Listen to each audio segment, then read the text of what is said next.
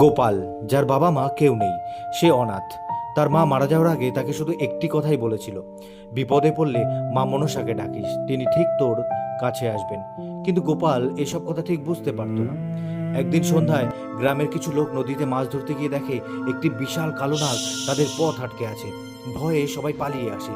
সেই রাতেই শুরু হয় প্রবল ঝড়।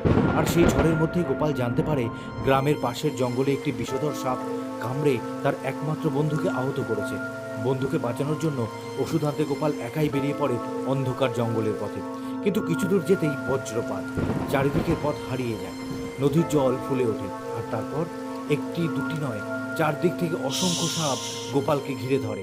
গোপাল ভয়ে চোখ বন্ধ করে শুধু বলল, মা, সত্যিই যদি তুমি থাকো তাহলে আমাকে বাঁচাও। হঠাৎ চারিদিকে এক অদ্ভুত আলো জ্বলে উঠল। সাপগুলো ফনা তুলে দাঁড়ালেও গোপালের দিকে এগিয়ে এলো না, বরং তারা যেন কাউকে পথ করে দিচ্ছে। সেই আলোর মধ্য দিয়ে আবির্ভূত হলেন মা মনসা। তিনি গোপালকে নিজের কোলে তুলে নিলেন, বললেন, যাদের হৃদয়ে ভয় আছে তারা সাপের মধ্যে শুধু বিষ দেখে, কিন্তু প্রকৃতির প্রতিটি প্রাণীর মধ্যেই আমার সৃষ্টি আছে।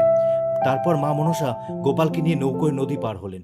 ঝড় আরো ভয়ঙ্কর হয়ে উঠল, কিন্তু আশ্চর্যভাবে সাপগুলো নৌকোর চারপাশে পাহারা দিয়ে চলল। অবশেষে মা মনসা তাকে জঙ্গলের গভীরে একটি প্রাচীন গাছের কাছে নিয়ে গেলেন। সেখানে ছিল সেই বিরল ঔষধি গাছ। গোপাল ওষুধ নিয়ে বন্ধুর কাছে ফিরে এলো, কিন্তু গ্রামে পৌঁছে সে দেখলো লোকজন সাপ দেখলেই দৌড়ে মারতে যাচ্ছে।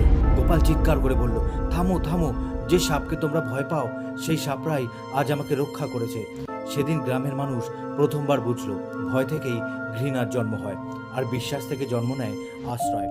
সেই রাত থেকে গ্রামবাসীরা মা মনসার পুজো শুরু করলো। নদীর ধারে ফুল, দুধ ও ফল দিয়ে তাকে প্রণাম করতে লাগলো। আর গোপাল, সে মাঝে মাঝে রাতে নদীর ধারে দাঁড়িয়ে দেখত, দূরে চাঁদের আলোয় একটি নৌকো ভেসে যাচ্ছে। নৌকোর মধ্যে সাদা শাড়ি পরা এক দেবী, আর তার চারপাশে ফনা তুলে পাহারা দিচ্ছে অসংখ্য নাগ।